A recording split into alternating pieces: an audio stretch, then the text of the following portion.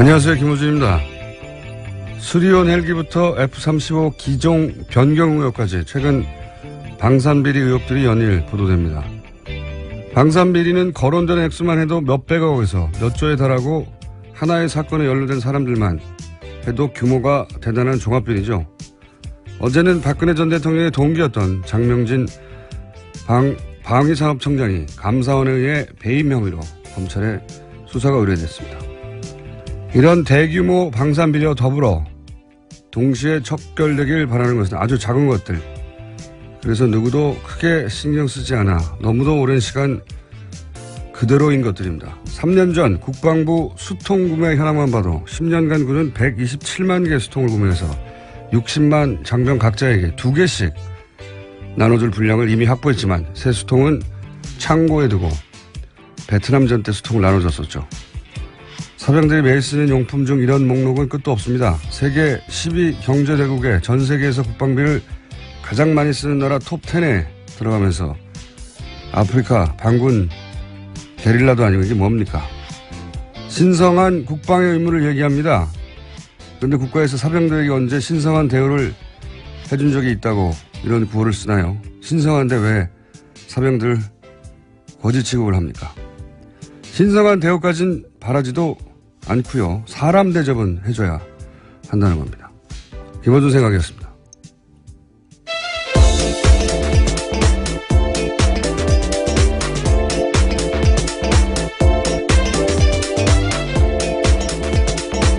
시사인의 김은지입니다. 왠지 수요일에 이렇게 힘이 들죠, 오늘? 늘 힘듭니다. 네, 몇 시에 일어나요? 저요? 4시 정도. 그죠. 네. 이렇게 이른 시간에 일어나서. 예, 새벽 4시입니다. 기사를 검색하고. 7시 방송을 한 이후에. 들어가 주무시나요? 출근했죠? 바로 회사로 갑니다. 네. 예. 어려운 삶입니다. 자, 첫 뉴스는요? 네, 어제 청와대가 국가안보실과 국정상황실에서 박근혜 정부 시절 문건이 또 나왔다라고 밝혔습니다. 청와대 관계자는 다량의 문건이 발견됐다면서 모두 몇천 건은 될 것이라고 말했는데요. 양이 얼마나 되는지는 사진을 찍어서 오늘쯤 공개할 생각이라고 합니다. 처음 300건 나왔을 때만 해도 뭐 누군가 의도적으로 남겼을 가능성도 얘기했었어요. 그죠? 근데, 그러니까 박근혜 정권 때 청와대에서 파견 나왔다가 국정농단 사태가 터지면서 어떻게든 기록을 남겨야겠다 생각한 사람이 그런 걸 남겼을 수도 있다. 이런 얘기도 있었거든요. 늘공의 용기 뭐 이런 식으로 그렇죠. 이야기됐었죠. 몇천 건의 이런 지금에 보면 역시 이제 대부분의 문서는 어제 얘기한 대로 다 삭제. 그랬더니 내 책상만 이렇게 된 게 맞는 것 같다. 네. 누군가 점점 늘어나고 있습니다. 찾으면 찾을수록요. 그러니까요. 이 정도면 거의 득템이 아니고, 예, 탄광, 유전 이런 걸로 봐야 되죠. 막. 파면 대로 막 나오는데. 몇천 건이라니까. 대단하네요. 네, 어떤 기록들이 정말 숨어 있을지 기대가 됩니다. 아직 다 검토도 안 끝났다고 하는데 그중에 일부 내용들이 나오고 있죠. 네. 예, 어제 JTBC가 관련해서 한 건 보도했는데 정무수석실에서 발견된 문서에는 박근혜 정부 청와대가 세월호 특조위 무력화 지시를 내린 내용이 있다고 합니다. JTBC가 사정당국 관계자의 말을 인용해서 보도했는데요. 수석회의를 정리한 회의록에 세월호 특조위를 무력화시키라는 지시가 있었다고 합니다. 특히 언론과 협조해서 일탈행위 등을 부각시켜서 세월호 특조위 자체를 무력화라고 주문했다고 합니다. 이 자리에서 논의된 내용은 비서실장을 통해서 박근혜 전 대통령에게도 보고됐다라고 합니다. 뭐 정무수석들이 정무수석실에서 회의를 한 다음에 자기들만 알고 넘어가지는 않았겠죠. 수석인데. 수석은 대통령이 비서니까 당연히 보고가 됐겠죠. 이런 내용이 있다면 사실은 이 지시 그 자체만큼 혹은 어떤 의미에서는 더 중요한 게 그럼 어떤 언론이 어떻게 협조했냐. 예.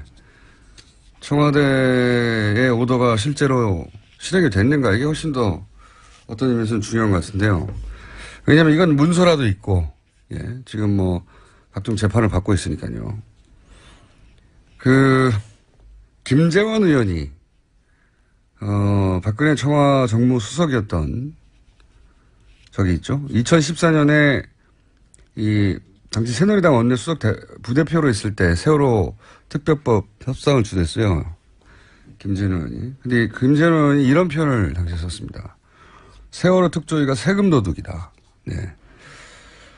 그리고 특조위를 만들려고 구상한 사람은 공직자가 아니라 세금 도둑이라고 확신한다. 국회가 용서하면 안 된다. 한 인터뷰에서 이런 말도 했어요. 호의호식하려고 모인 탐욕의 결정체다. 네, 정말 모욕적인 말입니다. 네. 그러면은 어떤 매체들이 이런 식의 인식, 워딩, 프레임을 받아서 특조위를 공격했느냐. 1번 타자는 종편입니다. 네. 대단했어요.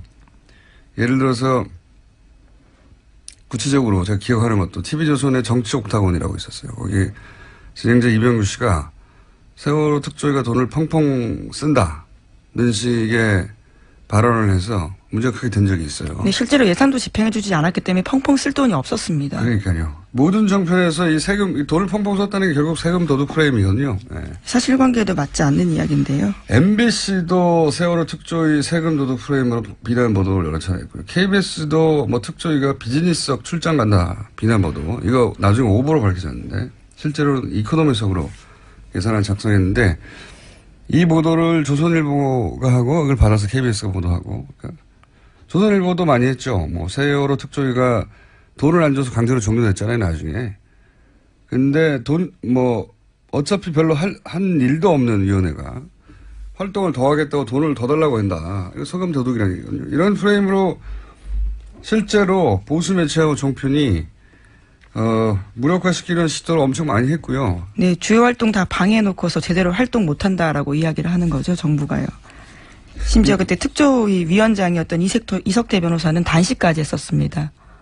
그렇죠. 특조위가 활동을 할 수가 없었죠. 돈도 안 주고, 제대로.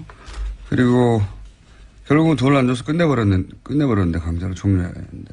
조사는 아직 할 게 너무 많다고 하는데도 끝내버렸죠. 예.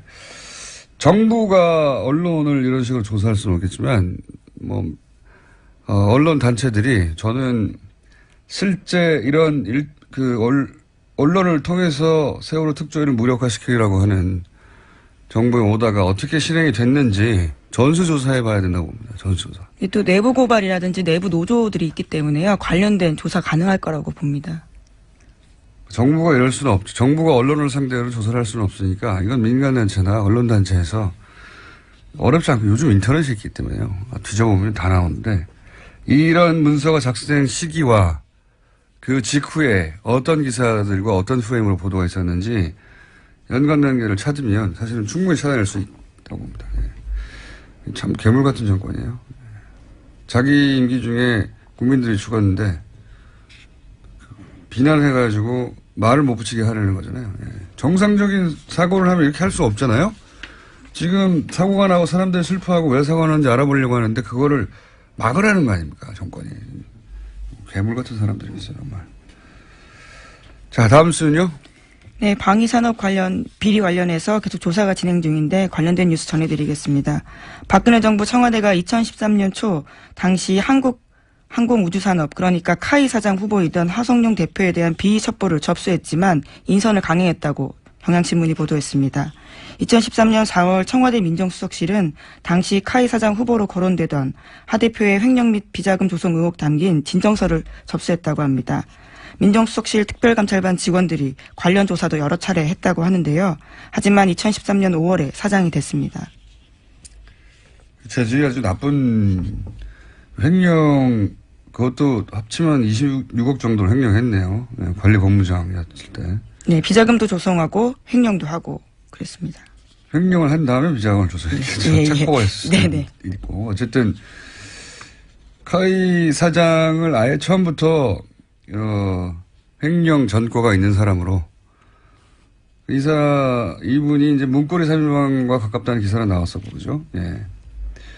문고리 3인방과 가깝다는 거는 이제 대통령과 가깝거나 혹은 최순실 씨와 가깝거나 했을 가능성이 아주 농후하죠. 예. 그리고 하성룡 사장이요? 예. 대표를 중심으로 해서 지금 일어난 비리들에 대해서 지금 파헤치고 있는 거죠, 현재. 네, 검찰이 계속 압수수색도 진행하고 있습니다. 카이뿐만 아니라 협력업체 5곳도 압수수색을 했는데 협력업체 같은 경우에는 T사 같은 경우에는요. 하성룡 카이 사장 취임 이후에 설립된 항공장비 개발 업체입니다.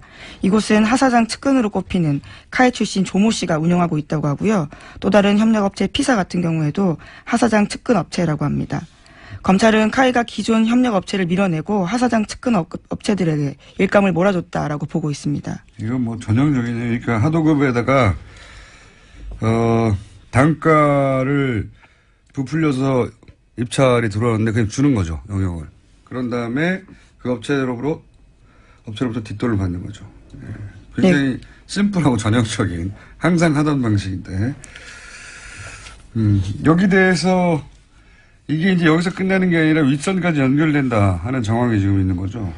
네, 또 어제 TV조선이 보도했는데 안종범 전 수석 문자 메시지 관련된 겁니다. 옛 여당 중진 의원, 그러니까 새누리당 중진 의원이 KFX 사업과 관련해서 박근혜 대통령도 잘 아는 카이 하 사장을 만나보라라는 문자를 보냈고요. 여기에 대해서 안종범 전 수석은 이미 만났다, 도움이 됐다 이렇게 답장했다고 합니다. 그러니까 문고리 3인방과 가깝다는 얘기는 했는데 가깝다는 보도가 있었다는 얘기를 했는데 여당 중진 의원이 누군지는 모르겠습니다만 박 대통령과도 잘 안다고 카이 사장을 말한 거죠. 그리고 이제 이런 보도도 있어요. BIP 지시사항에 대통령이 산업은행이 KFX 관련해서 카이에 출처 지원하지 않기로 했는데 진입 파악해보라. 이런 이제 대통령 지시사항이 있었다고 하는 거거든요. 몇 줄에. 여태까지 드러난 박근혜 전 대통령은 제가 보기엔 카이가 뭐의 약자인지 모를 뿐이에요. 네. 그리고 카이의 KFX 사업에 사는 자본이 들어가 있다. 이 사실은 더욱 모를 뿐입니다. 근데 그걸 따로 챙겼다는 거는 누군가 그걸 챙겨달라고 했을 가능성이 대단히 높다. 저는 이렇게 보는 거죠. 지시사항 보세요. 사른의 KFX 관련 카이에 대해 출자 지원하지 않기로 했는데 진입하거라. 어려운 지시사항입니다. 많은 것을 알아야 하는 사전에. 지금까지 반복적으로 확인된 바에 의하면 박근혜 전 대통령은 최순실 씨 이해가 직접적으로 관여된 사안에 대해서 관심이 집중됐잖아요. 대부분. 이 KFX는 한마디로 해서 한국이 전투기 개발하자는 사업이거든요. 독자적으로. 그렇죠. 예. 김대중 전 대통령이 2000년인가요? 국산 전투기 개발하겠다 선언하면서 시작된 거예요. 노무현 정부까지 지속되다가 이명박 정부에 이제 예산을 삭감하고 뭐 중단했다가 이어졌다가 아주 난리 부르스였거든요. 그러다가 지금 이번에 검찰 고받는 박근혜 전 대통령의 대학 동기죠. 예. 방사청과 카이가 본 계약을 이 KFX에 관련해서 본 계약을 작년 말에 체결했어요. 제가 알기론. 그리고 이 개발이 언제까지냐면 2026년까지입니다. 그러니까 앞으로 10여 년간 큰 계약을 맺은 거예요. 큰 계약을. 굉장히 이해관계가 크게 달려있는 사업입니다. 그러니까 이제 지금 나오는 뭐 39억을 어떻게 했다, 뭐 39억에서 92억을 급성장했다 이렇게 보면 안 되고요. 예. 이 카이의 어마어마한 큰 KFX 본 계약이 체결됐다. 언제? 박근혜 대통령 이 임기 중 작년 말 박근혜 대통령의 대학 동기가 방사청장으로 있을 때. 예. 금액이 어마어마한 이제 10년간 계속하는 거니까요. 안정적으로. 이 과정에서 누군가 돈 냄새를 맡지 않았을 리가 없다. 예. 그 냄새를 맡은 사람과 박근혜 대통령 사이에 어딘가에 최순실 씨가 있을 가능성을 따져볼 필요가 있다. 어딘가에. 워낙 방산비리는 복잡하고 커가지고 앞으로 계속 나올 거라고 봅니다. 이 첫 출발인 것 같은데요. 전혀 완전히 새로운 종류의 국정농단 사건이 하나 대형 사건이 터질 수도 있다는 그런 냄새가 납니다. 예. 네, 우선 박근혜 전 대통령이 수리원의 부실을 보고받고도 발표를 막았다라는 의혹도 지금 제기되고 있습니다. 그러니까 지난해 10월 달에 감사원이 관련된 감사 결과 확정하고 박근혜 전 대통령한테 2달 전에 공개했다라는 거거든요. 그런데도 박근혜 전 대통령 정부 하에서는 감사원이 관련된 내용을 보고 발표하지 못했습니다. 그러니까요. 이 사건과 관련된 사람들, 수리온 혹은 뭐 KF4 관련해서 이제 방사청과 카이가 계속 거론되는데 여기 두 군데 다 아는 사람인 거죠. 박근혜 전 대통령과 지금 언론 보도에 따르면 그런데 이제 거기 문제가 많다. 거기서 개발한 헬기가 라고 감사원에서 감사 보고를 감사를 했고 예, 감사 결과가 나오기 2달 전에 이미 대통령께 직보를 했다는 거잖아요. 네, 그러니까 지난해 8월입니다. 네, 8월에 한국형 헬기 수리원이 고장이 잦고 문제가 많다라고 네. 보고를 했어요, 대통령한테. 근데 그냥 진행된 거죠, 계속. 네, 사업이. 왜 그랬을까요? 누군가 카이 관련해서, 혹은 방사청 관련해서 보호해 준 거죠, 계속. 예, 문제가 많은데도 계속 보호해 준 것이고. 보호해 준 게 그냥 사장 자리를 보호해 줬겠어요? 보호해 줬다고 하면 이익을 보호했겠죠. 이익을 공유한 사람도 있었을 겁니다. 자, 거기 어딘가에 최순실 씨도 있을 수 있다. 예. 규모가 큰 사업이에요. 실제 KF4 하면. 누군가 돈 냄새를 맡았을 것이다. 그런 생각이 들고. 자, 뭔가 첫 번째 관련 뉴스가 지금 나오고 있는 거지 이게 끝이 아닐 거라고 저는 봅니다. 네, 이제 시작인 거죠. 이제 시작에 불과하다. 자, 다음 뉴스는요?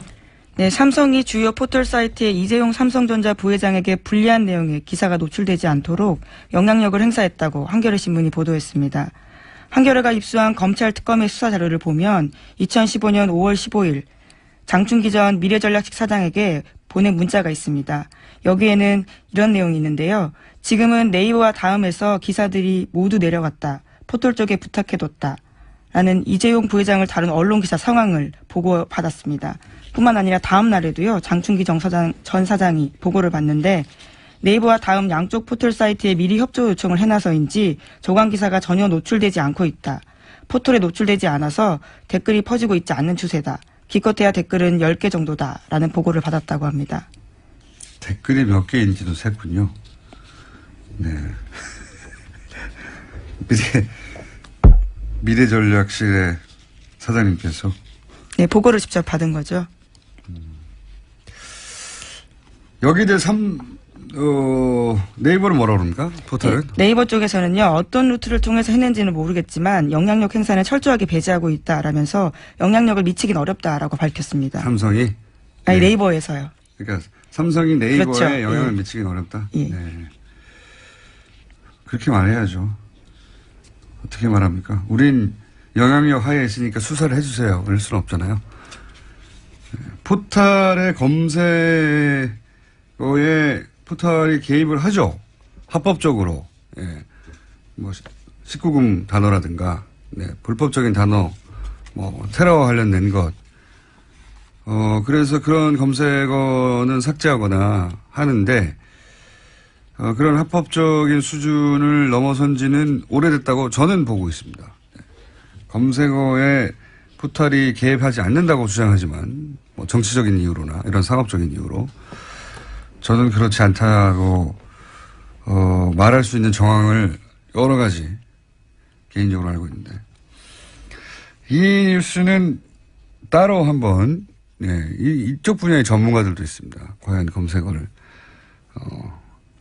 조작하는가 안 하는가.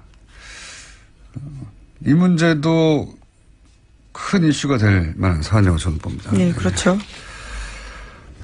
어쨌든 삼성은 그렇게 했다는 문제가 나왔잖아요. 예. 일단 포털에다가 내려달라고 한 거까지는 사실인 거잖아요. 자기들끼리 문자를 보냈으니까. 네, 부탁했고 작업했다라는 취지의 이야기들이 예. 있는 겁니다.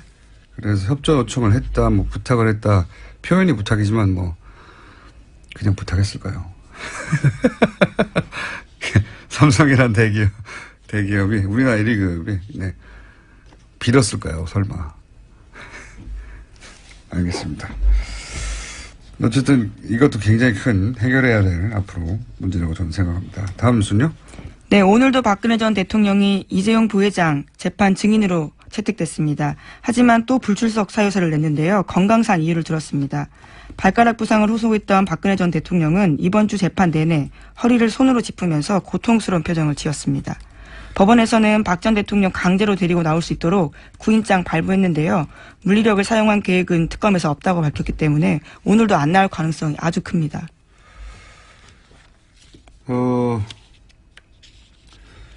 이 아프실 예정이 이제 실현되고 있는 이 과정은 저는 연기라고 봅니다.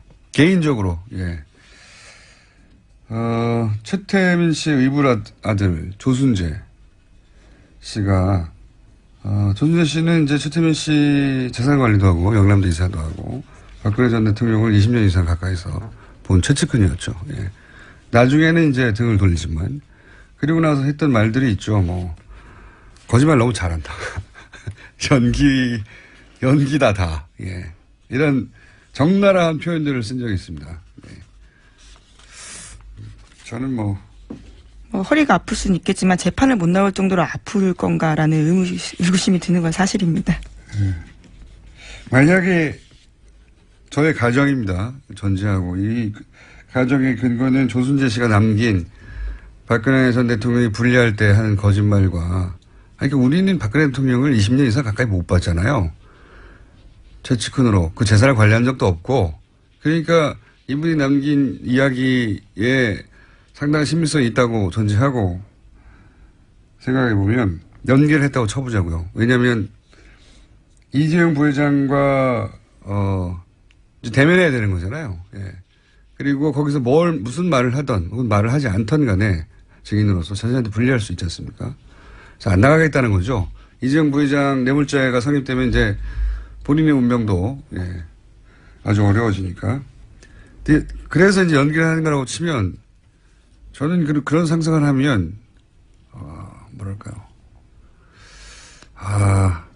이런 분이 우리 대통령이었나 생각이 들 수밖에 없는 게 뭐냐면 아픈 척 해야 되잖아요. 아픈 척한테 허리가 안 아픈데 허리에 손을 얹고 고통을 호소해야 되잖아요. 그런 걸 하고 싶을까요? 그러게요. 일반인이라면 상상도 할 수 없는 지금 행동을 하고 있는 겁니다. 네 번째 발가락이 부상당해서 재판장에 못 나오시는 분인데 구인장을 발부했지만 전직 대통령이기 때문에 강제 구인하지 않겠죠. 네. 자, 지금 노회찬 대표 시간인데 아직 도착을 안 했다고 해서 그 뉴스를 하나 더 해야 될 것 같습니다. 끝내려고 막 했더니 저희 PD가 손을 흔들면서 도착을 아직 안 하셨다고. 네, 할 뉴스는 몇 개 더 있습니다. 그렇군요. 자, 네. 어쨌든 연기라고 생각하면 너무 한편으로는 참담해요. 네. 그렇죠. 전직 대통령이었는데요. 이건 아파도 자존심이 있어서 아프다고 안 하거든요. 이 정도 가면. 뽑았던 사람들 입장에서 더 참담할 것 같습니다. 그분들은 진짜로 아프시다고 생각하겠죠. 예. 하지만 조순재 씨가 그런 말을 남긴 적이 있다는 거 다시 한번 상기시켜드립니다. 자신이 불리할 때 거짓말을 새빨간 거짓말을 표정 변화 없이 한다고. 자, 다음 뉴스 전해주십시오. 네, RCS와 관련해서 숨진 국정원 임모과장 이야기 계속 전해드리고 있습니다. 임모과장 휴대전화를 JTBC가 복구해서 계속 보도하고 있는데요. 임 과장 통화 목록과 문자 메시지 곳곳에서 민간인 사찰 의혹이 제기된 감청 프로그램 도입에 국정원이 조직적으로 개입한 정황이 담겨 있다고 합니다. 하지만 당시 국정원은 단순히 프로그램뿐만 아니라 감청 장비까지 도입하면서도 정부에 통보하지 않았다라고 합니다. 그러니까요. 예, 프로그램이면 통보하지 않아도 되는데 알고 봤더니 TNI라는 감청 장비를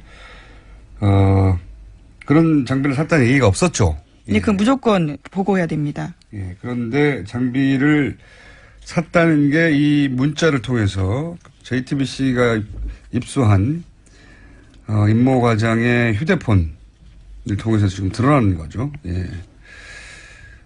이 TNI라고 하는 장비는 당시에서도 그러니까 이 사건이 터졌던 2년 전에도 이 장비를 들어온 게 아니냐는 의혹이 있었어요. 이 장비가 이제 와이파이에 접속만 해도 악성 코드가 휴대폰에 씹어지는 놀라운 장비죠. 이 외에도 여러 가지 기능이 있었고, 이 기능 설명서도 사실은 공개되어 있고, 예, 홈페이지에, 이탈리아 해킹팀에. 그래서 이 장비가 들어온 거 아니냐, 이런 얘기를 했었는데, 부인했죠. 예, 네, 실제로 기록도 없었습니다. 당연히 뭐, 통보하지 않을 장비를 왜 기록을 남겼겠어요. 근데 이게 사실 말이 안 되는 게, 우리 일반인들한테 알릴 필요가 없죠. 그리고 국정원은 정부기관이잖아요. 정보기관이기도 하지만 정부기관이지 않습니까? 다른 데는 보고를 안 해도 해당 보고해야 될 정부 부처에나 여기는 보고를 해야죠. 자기들이 누구도 움직이는데요. 누구를 위해서 움직이고 국가를 위해서 움직이는 거 아닙니까? 근데 아무한테도 보고를 안 해요. 네, 통신비밀보호법상 불법 행위입니다. 그게 이제 이런 문자를 통해서 이제 물론 이런 게 나와도 또 다른 장비라고 할 거예요. 네, 국정원에서는 항상 빠져나가니까. 어쨌든 임 과장의 휴대폰에서 그런 문자가 나왔다. 예. 자, 아직도 노회찬 대표가 도착을 하지 않아서 뉴스를 하나 더 해야 됩니다. 네. 네, 아직 전해드릴 게 몇 가지 더 있습니다. 네. 최장 뉴스 브리핑 중입니다. 자, 예. 다음 뉴스는요? 2012년 대선 당시에 국정원의 선거 개입 정황이 담긴 문건, 검찰이 확보하고도 수사하지 않았다라는 것도 몇 차례 전해드렸습니다. 그렇죠. 그런데 관련해서 검찰이 청와대의 문건 원본 반납하면서도 사본조차 거의 남기지 않고 심지어 문건 제목을 정리한 목록도 남기지 않았다고 합니다. 그러니까 전혀 알 수 없게 만든 거죠. 그렇군요. 이게 참, 지금 생각해보면 되돌아서, 이거 정말 말이 안 되는 게, 당시 검찰총장, 최동호 검찰총장이. 그 당시는 2014년 5월이었기 때문에 반납할 때는요, 김진태 검찰총장입니다. 제 말은 입수했을 때는. 예. 예, 입수했을 때는. 그러니까, 최동호 검찰총장이 지금 검찰의 에이스 검사라고 하는 윤석열 팀장과 함께 사실상 총장이 지휘하는 수사 사건이었단 말이죠. 그런데 그 수사에 도움이 되는 문건들을 입수하고도 총장도 모르게 했다는 그렇죠. 말이죠. 예. 검찰의 내부 조직 생리상 있을 수 없는 일이 벌어진 거죠. 그러니까 총장보다 더 높은 사람의 총장 모르게 지시. 네, 속칭 제끼고 직거래한 거죠. 제끼고 직거래. 예. 제가 하면 괜찮은 표현인데. 예. 속칭이라고 제가 말씀을 드렸습니다. 검찰에서 검찰총장을 제끼고 누군가 청와대에 직거래를 하고 있었던 그거 주지 마라고. 그렇게 생각하실 수밖에 없죠. 네. 아니 총장이 관심사항이 가장 핵심 사건을 수사하고 있는데 이 문서를 안 줘요. 왜? 그걸 줬으면은 훨씬 더 쉽게 사건을 수사해서 기소할 수 있었을 텐데 검찰총장도 소용이 없습니다. 사실. 네, 당시 법무부 장관은 황교안 전 총리였습니다. 어제도 말씀드렸지만요. 본인은 이 건과는 관련이 없다라고 지금 하고 있는 와중입니다. 자, 여기까지 하겠습니다. 네. 거의 노회찬 대표님이 10분 지각하셔가지고 10분 동안 더 브리핑을 했습니다. 사실은 30분 더 할 수도 있습니다.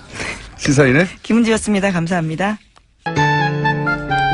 자, 최근 뉴스공장의 가장 핫한 코너로 급부상한, 네. 말씀만 하시면 지면 기사뿐만 아니라 온갖 방송에서 목소리를 따서 쓰고 있습니다. 노르가즘 노회찬 정의당 원내대표 나오셨습니다. 네, 안녕하십니까. 본인의 급상승하고 있는 인기를 실감하십니까? 처음부터 높았는데요.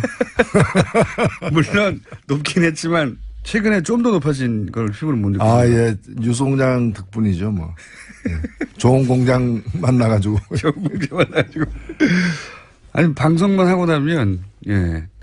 지면 기사만 나오는 게 아니라 여기저기서 등장하시더라고요. 목소리가. 예. 노회찬 대표가 이런 말을 했다며. 예. 틀어놓고 같이 깔깔거리며.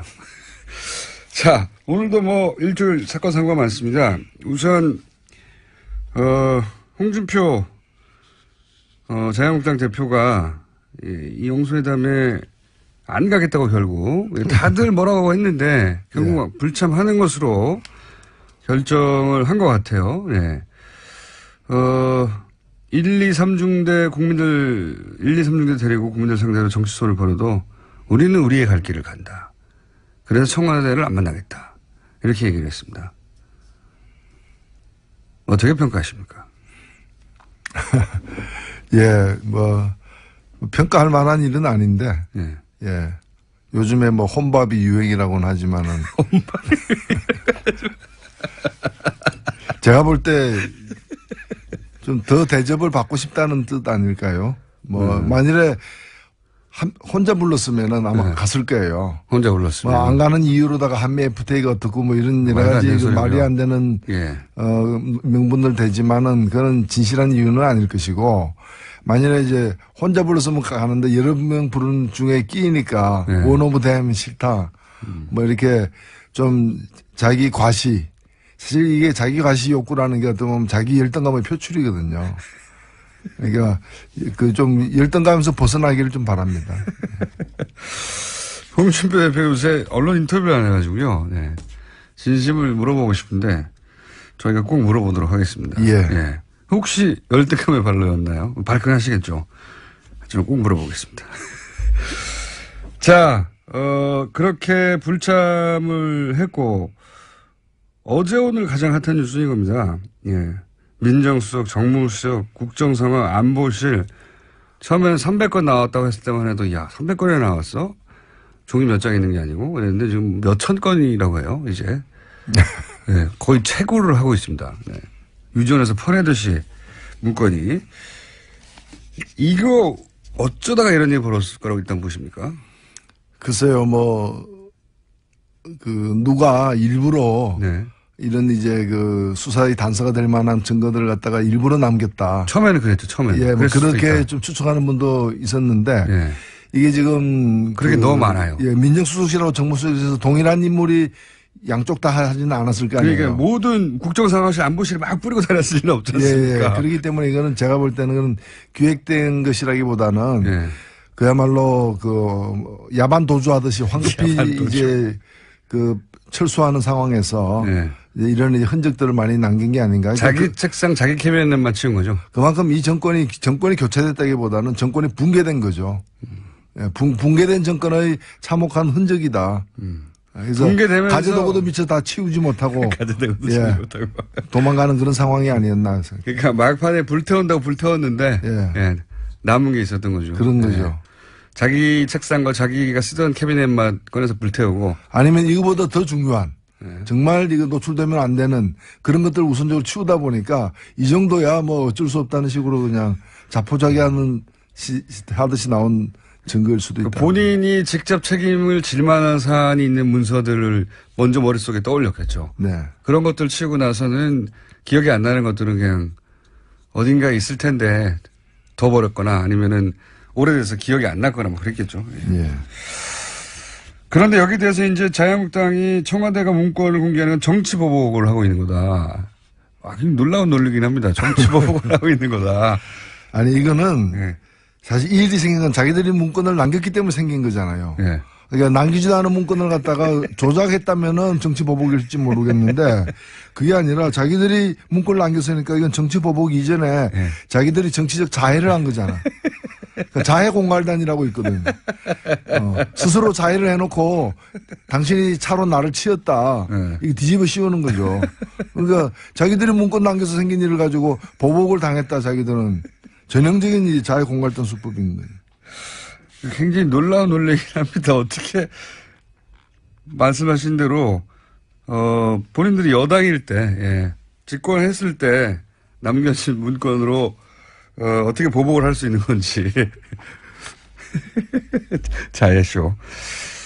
알겠습니다. 대통령 기록물법 위반이라는 얘기도 초반에 나왔죠. 이게 대통령 기록물법을 실제로 보면요. 대통령 기록물은 공개를 원칙으로 한다는 조항이 있어요. 그렇습니다. 기본적으로 공개를 원칙으로 하고 다만 국가 안보에 영향을 미친다거나 아니면은 사생활에 관련된 어떤 직접적인 내용이 있어서 공개하기 힘들 경우에는 공개하지 않는 어떤 절차를 밟는 게 이제 대통령 그 기록물 지정을 해가지고 지정 기록물을 등재해가지고 일정 기간 동안 공개 안 하도록 하는데 이번에 문서들은 일단은 기본적으로 메모 같은 건 아직 기록물이 아니거든요. 기록물은 되게 결재를 맡은 문서를 얘기하는데 기록물이 아닌 것도 있고 그다음에 기록물이라 하더라도 지정 기록물이 아니기 때문에 대통령 기록물법에서 공개하는 게 원칙인 게 있고요.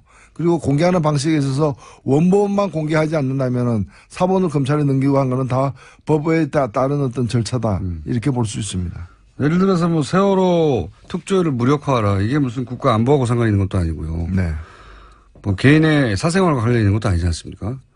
뭐 공개가 위반이라고 볼 수는 없는 것 같은데 이와는 이제 정치 보복이고 법을 어겼고 여기 또 한 단계 더 나가면은 이게 이제 증거 능력이 없다. 누가 작성한지 모르니까 지금 당장 재판을 받고 있는 삼성 이재용 부회장 측에서는 이제 그런 이 문건이 만약에 법정에라도 등장한다면 혹은 이 문건이 예를 들면 회계장부라거나 그다음에 은행 예금 통장 같은 그런 것들은 그 자체가 증거가 됩니다. 근데 이제 상황을 기록한 이런 내용들은 증거가 되려면은 문서로만 되는 건 아니고 문서는 간접 증거이고 직접 증거가 되려면 문서 작성자의 진술이 필요한데 내가 했다고. 예, 근데 이 기획비서관 당시 맡았던 분이 내가 그 작성한 게 있다라고 얘기했기 때문에 그 중에 일부는 작성자가 지금 나타난 상황에 의해서 확인됐고. 증거가 충분히 될 수 있는 거죠. 네. 그리고 이제 뭐 메모를 한 거는 필체를 확인하면 되니까요. 그런 거죠. 예, 예. 그 정도 메모를 쓸 수 있는 사람이 그러니까 그 자리에 그 직급에 따져보면 그렇게 많지 않다고. 그럼요. 예. 충분히 그거는 가려낼 수 있습니다. 그리고 또 한편으로는 다행인 게 근무했던 분들이 대부분 이제 직업 공무원들이라서 여전히 공무원인 상태예요. 그러니까 이걸 가지고 뭐 정치 보복이라고 얘기하는 사람들은 그 메모에 그 문서에 혹시 내 이름이 들어가 있지 않을까 이제 그걸 걱정하는 사람들이죠. 뭐가 있을지 모르니까요. 네, 그런 거죠. 한 200건, 300건이 모르겠는데 몇천 건 나왔다고 하니까 무슨 얘기가 있을지 어떻게 합니까? 무섭겠죠. 네. 자, 가장 핫한 거는 이 방산비리입니다. 갑자기 터져나오기 시작했고, 이제 막 시작인 것 같은데, 정의당의 김종대 군사 전문가, 네. 군사 전문위원이 있죠. 네. 이분이 수리온 뒤에는 우병우 전 민정수석이 있다고 주장을 하셨어요. 이거 어떤 맥락인지 아십니까? 예, 수리온이라는 한국형 헬기를 갖다가 개발해서 제품을 만드는 과정에 초기부터 숫자 그 결함과 문제점들이 이제 드러났어요. 드러나고 또 그게 언론에 보도가 되기도 했고 당연히 당시에 그 합수단에서 합동수사단에서 이걸 수사 대상으로 삼았던 것도 사실이고요. 그런데 어디까지 보도되는가 하면은 합수단에서 상부의 지시에 따라서 이 수사를 갖다가 멈췄다라는 보도까지 있었거든요. 네. 그럼 그 상부가 누구냐라는 거죠. 김영대 의원 같은 경우에는 그 상부는 합수단을 통제할 정도의 상부라는 건 청와대를 얘기하는 거고 청와대 안에서는 민정수석실이 이걸 관여했던 것이고 사실 이 한국 카이라고 있습니다. 항공우주산업 주식회사인데 이번에 이거 대대적으로 지금 압수수색 당하고 있는 그리고 그렇죠. 예. 그런데 대통령 거기 사장이 박근혜 전 대통령과 아는 사이인 그렇죠. 것으로 지금 추정되고 있습니다. 그리고 이 사람이 2013년이니까 정권 초기부터 문제가 됐던 비위 사실이 제보가 되기도 하고 이랬던 사람이기 때문에 어찌 보면은 우병우 수석이 청와대 들어가기 전부터 그러니까 김영한 민정수석이 있을 때부터 사실은 이제 이 여러 가지 의혹이 사실이 있는 거예요. 그때 민정수석실에서 조사를 했을 텐데 그 조사가 왜 묵살됐는가 혹은 제대로 이제 파헤쳐지지 않았는가에 대한 의문이 지금 있고 이것이 다 현재 수사 대상이 되어야 되는 거죠. 횡령을 뭐 10억대 이상 했는데도 임명되는 거는 사실상 일반적으로는 불가능하죠. 네. 네. 그런데도 임명됐다고 문고리 300만과 가깝다 혹은 안종범 전 수석의 문자를 보면 이제 대통령과 잘 아는 사이인 것으로 추정되는 문자도 나오고요. 이 방산비리 문제는 현 정부가 처음 꺼낸 건 아닙니다. 방산비리는 정말 이적 행위인 것이고요. 이걸 갖다 수사해야 된다는 거는 박근혜 대통령 시절에도 얘기된 거예요. 그전에도 얘기됐고 항상 얘기됩니다. 항상 얘기됐는데 지금으로 볼 때는 정권 차원에서 은폐하거나 정권 차원에서 이걸 갖다가 감추려는 어떤 비리에 이제 정권 차원에서 비리에 가담하지 않은 이상 일이 이렇게까지 올 수는 없었다는 점에서 방산비리를 척결한 게 아니라 청와대가 방산비리와 함께한 거죠 지금. 협치한 거죠. 협치. 예. 방산비리와 협력을 하면서 나라를 통치한 거죠. 방산비리와 협치했다는 표현이 확 와닿네요. 예. 방산비리와 협치했다는 표현 굉장히 신선하네요. 방산비리와 정말 협치를 하지 않으면. 그러니까 방산비리 파헤치니까 밥 먹으러 안 간다고 하는 거죠. 그 재판정에 박근혜 전 대통령이 지금 아프셔서 안 나온다고 하는 건 어떻게 보십니까? 네 번째 발가락이 아프시다고 했다가 일장을 발부했는데도 안 나오고 있는데. 예, 근데 뭐 쓰레빠 신고 나왔잖아요. 쓰레빠. 샌들입니다. 샌들. 예. 그렇게 생긴 거는 샌들이라기보다 이제 그 안에서는 쓰레빠라 그럽니다. 전문 용어죠. 뭐. 하긴 슬리퍼 했을 때 떠오르는 물체와 쓰레빠 했을 때 떠오르는 물체와 샌들 했을 때 떠오르는 물체 다 달라요. 그런 그렇죠? 거죠. 그러니까 다른 물건을 지칭하기 때문에 야 쓰레빠라고 하면 안 되고 슬리퍼라고 해야 된다. 저는 오래전부터 저항했었거든요. 다른 물건이다. 다른 물건을 지칭하고 하여튼 슬리퍼를 신고 같아요. 진짜 아프다고 보십니까? 저는 뭐 아마 화장실 가는 문턱에 네. 이제 네 번째 발가락이 이렇게 세게 닿아서 그러면 통증이 올 수 있죠. 아니 근데 그게 이제 재판에 못 나올 정도로 아픈 거냐에 대해서는 뭐 하여튼 지금 쓰레빠 신고 나온 걸로 봐서는 걸어 다니는데 큰 지장은 없지 않느냐. 또 교도소 내 의무실에서의 어떤 진단 결과도 아무 이상 큰 이상 없다 이렇게 예. 얘기를 했기 때문에. 연고 정도 줬다. 예, 예. 아니 외견상도 문제가 없고 엑스레이도 문제가 없으면 문제가 그 정도 아플 정도는 부어야 되거든요. 그렇죠? 그리고 네 번째 발가락만 특히 문지방에 부딪히기 굉장히 어렵습니다. 한번 해보십시오. 저도 궁금해서 한번 해보려고 했는데 네 번째 발가락만 문지방에 부딪히는 게 참 어렵습니다. 그럼 뭐 요가로 단련된 몸이기 때문에 뭐 웬만한 거는 넘길 수 있지 않나 봅니다. 알겠습니다. 뭐 몸이 불편할 수는 있죠. 오랜 생활, 수감생활 해서 나오지 못할 정도는 아니라고 지금 보시는 거고. 예. 그리고 이제 오늘 새로운 용어 하나 협치 나왔고 방산비리와 협치했다고. 자, 추경안 얘기가 결국은 핵심이 뭐냐면 공무원을 이번 정부에서 채용하는데 80억을 쓰겠다고 했더니 그거를 삭감해야 된다는 게 최대 쟁점으로 떠올랐어요. 이건 어떻게 판단하십니까? 예. 사실 이 80억이라는 돈은 그렇게 이번에 전체 예산 규모, 추경 예산 규모에서 아무것도 아닙니다. 근데 제가 볼 때는 온전하게 통과시켜주기 싫다라고. 뭐라도 손대야 된다는 하는 거고요. 그리고 마치 공무원을 갖다가 이렇게 늘리는 것을 갖다가 굉장히 무슨 범죄시하고 있는데 우리나라 지금 소방대원들 보십시오. 그런 필수적인 국민의 안전과 생명을 위해서 필요한 공무원들이 다른 나라에 비해서 현저하게 적어서 오히려 과로로다가 쓰러지는 그런 경우들이 얼마나 많습니까? 집배원도 그렇고요. 집배원도 그렇고요. 진짜 저는 그런 일을 갖다 하루씩 국회의원들한테 시켜봤으면 좋겠어요. 그런 얘기 안 나오게. 그래서 제가 볼 때는 좀 괜한 트집을 잡는 거고 그 얘기도 뭔가면은 추경에서 빼고 내년도 본 예산에 넣으라는 얘기인데 그러니까 어찌 보면 반대하는 것도 신용으로 반대하는 거예요. 본질적으로 반대하는 것도 아니고. 그러니까요. 본 예산에도 넣으면 결사 반대해야죠. 만약에 절대 안 되는 일이면. 저도 그렇게 생각이 들고요. 근데 뭐라도 추경을 이때까지 미뤘는데요. 그럼 미뤘던 안 된다고 했던 이유가 있어야 되지 않습니까? 그 이유를 잡아내려고 하니까 별게 안 나오니 사람들한테 공무원 늘리는 거는 쉽게 사람들이 반대하지 않을까 하고 차단된 아이템인 것 같습니다. 제가 보기엔. 골탕을 먹이는 거죠. 그러니까 야당이 자기의 존재 가치를 뭔가 좀 의미 있는 어떤 정책을 제안한다거나 또는 큰 정책적 어떤 실책에 대해서 이렇게 파헤치거나 해서 야당의 존재 가치를 보여줘야 되는데 별로 그런 게 없다 보니까 없으면 없는 대로 또 통과시켜 줘야 되는데 가만히 있을 수 있나 떼쓰는 게 야당은 아니죠 사실은. 저는 채용민영이 야당 처음 해보는 사람들 같아요. 해본 지는 오래됐죠. 해본 지 오래됐고, 저는 공무원 채용 반대해가지고 반대할 거리가 될 수도 있겠다 싶었는데, 비용이 너무 적어요. 지금. 그렇죠. 조 단위 얘기하는데 80억 때문에 조 단위를. 80억이면은 국회가 1년에 쓰고 있는 특수활동비 액수보다 작습니다. 그걸 가지고 지금 안 된다고 하고 있고, 그래도 오늘 통과가 되겠죠, 전체적으로.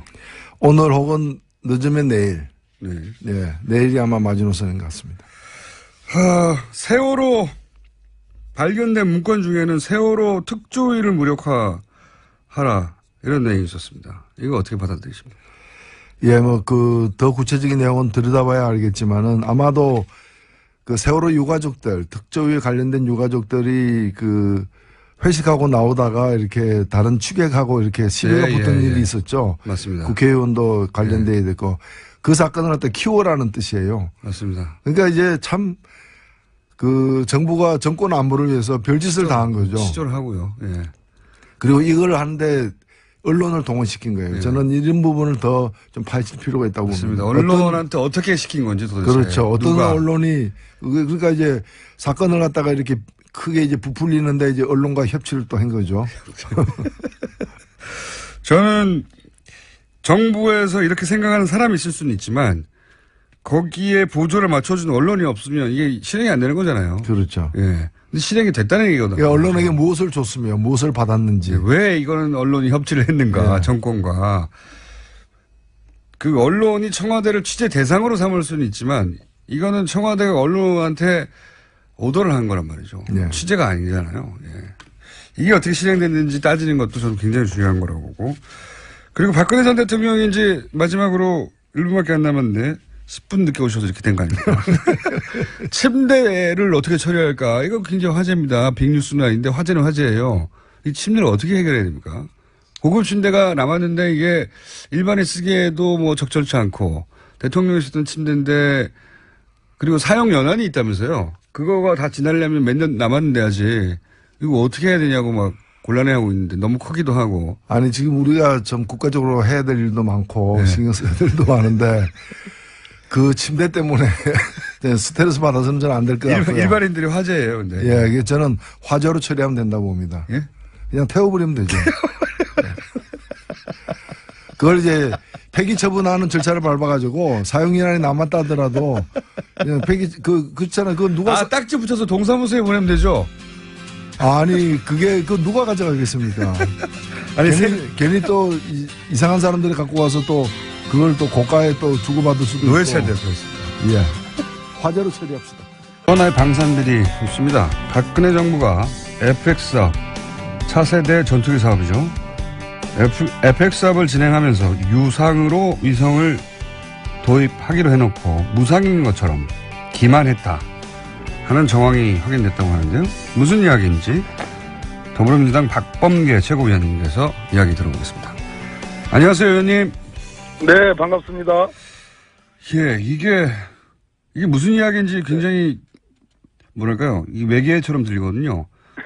예, 위성을 유상으로 협상하고 무상인 것처럼 속였다. 이게 이제 감사원 감사에 의해서 확인됐다는 게 내용인 것 같은데 좀 자세히 설명해 주시죠. 어떤 내용입니까? 네, 현재 감사원이 이제 감사를 진행 중에 있고요. 네. 차세대 전투기 사업이라고 FX 사업이 있습니다. 그래서 당초에 이제 우리나라의 주력기였던 F4, F5 그 전투기들 있지 않습니까? 네. 그것이 노후화되면서 그걸 대체해가지고 최첨단 기종으로 바꿔야 되는데 F15 SE, F15기가 이제 사실상 결정되는 듯 하다가 박근혜 정권 2013년 9월에 F35A로 기종이 변경돼서 확정이 됩니다. 네.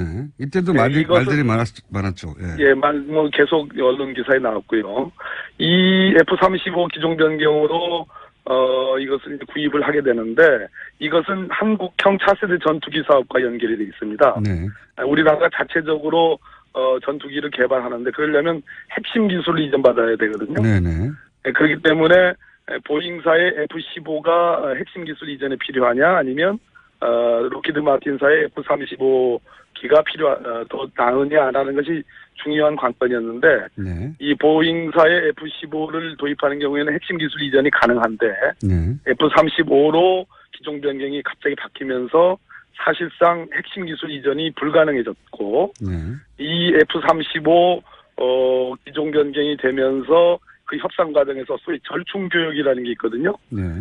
핵심 기술 이전을 넘겨받는 무상으로 넘겨받는 그러한 계약 조건인데 이것이 박근혜 정부에서 그 당시 국방부에서 국민들에게 무상으로 이전받는 것처럼 포장했다가 그것이 사실상 유상으로 협상되지 않았느냐라는 그러한 감사가 진행 중에 있다 이런 말씀입니다. 어렵죠? 어렵습니다. 간단하게 정리해 보자면 우리나라 비행기들이 이제 쓰던 전투기들을 노후해가지고 바꾸기로 한 게 벌써 2000년대 아닙니까? 오래전인데. 맞습니다. 예. 네네. 그래서 처음에는 F-15기 보잉사의 거를 일부 들여왔죠. 들여오고 네네. 나서 추가로 더 들여와야 되는데 이때 그러니까 차세대 전투기 우리가 직접 개발하는 차세대 전투기 KF-X 사업이죠. FX에 맞습니다. K를 예. 붙여서 우리도 전투기를 개발하고 싶으니까 이렇게 들여오면서 당신들이 가지고 있는 기술 이전을 해줘야 무기를 구입하겠다. 이게 맞습니다. 네. 조건을 걸었고 그런데 이제 미국 보잉사의 F-15는 기술 이전을 해준다고 했는데도 불구하고 기술 이전이 여의치 않은 F-35를 왜 선정했느냐. 이렇게 되면은 KF-X에 연결이 안 되지 않느냐. 이렇게 해서 이제 논란이 크게 됐었죠. 그렇습니다. 네. 그건 이미 크게 된 사안인데 근데 최근에 확인한 것은 감사원을 통해서 감사를 해봤더니 기술 이전 가지고 논란이 많으니까 위성을 도입하는데 이게 마치 돈을 안 들이고 도입하는 것처럼 속였다 이런 말인 거죠. 그렇습니다. 그 핵심 기술 이전은 4대 핵심 기술과 그것을 포함한 한 20여 개 항목의 핵심 기술이 있고요.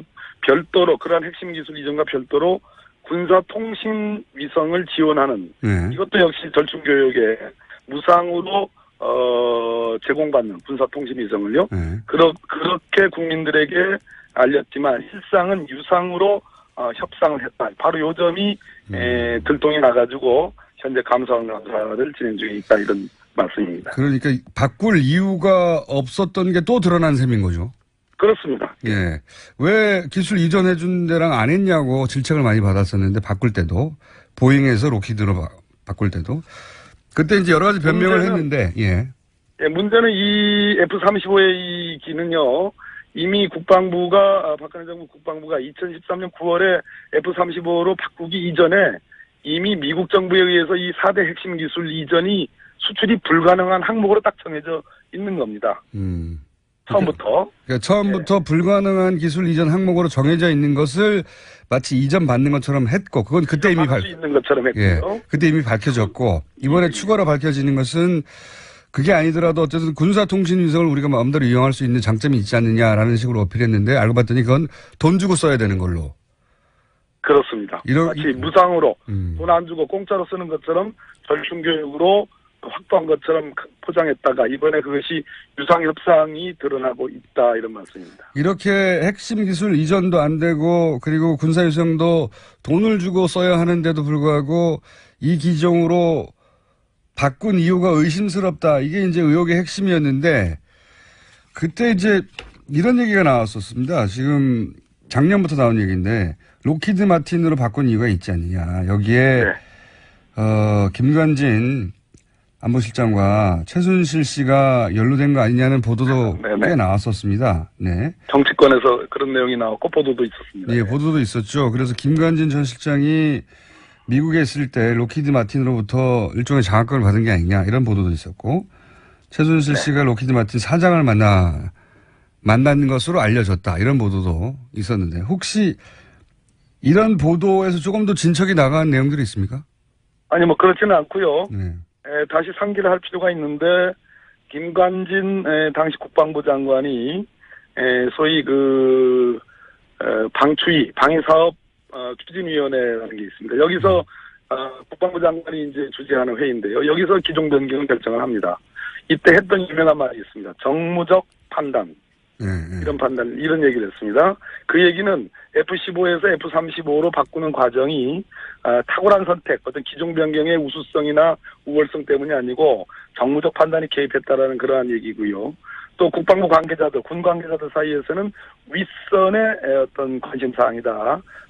이런 얘기들도 흘러나오고 있었습니다. 그와 관련해서 지금 말씀하신 것처럼 김관진 국방부 장관, 안보실장의 뭐 유학 문제, 뭐 로키드 마틴사 또 최순실의 뭐 소위 그 유명한 무기 로비스트인 린다 김과의 어떤 연관설 이런 얘기들이 언론과 정치권에서 꽤 나온 것으로 그렇게 알고 있습니다. 네, 작년부터 나온 얘기인데 사실 이게 혹여라도 일부라도 연루됐다면 금액이 어마어마하지 않습니까, 이게?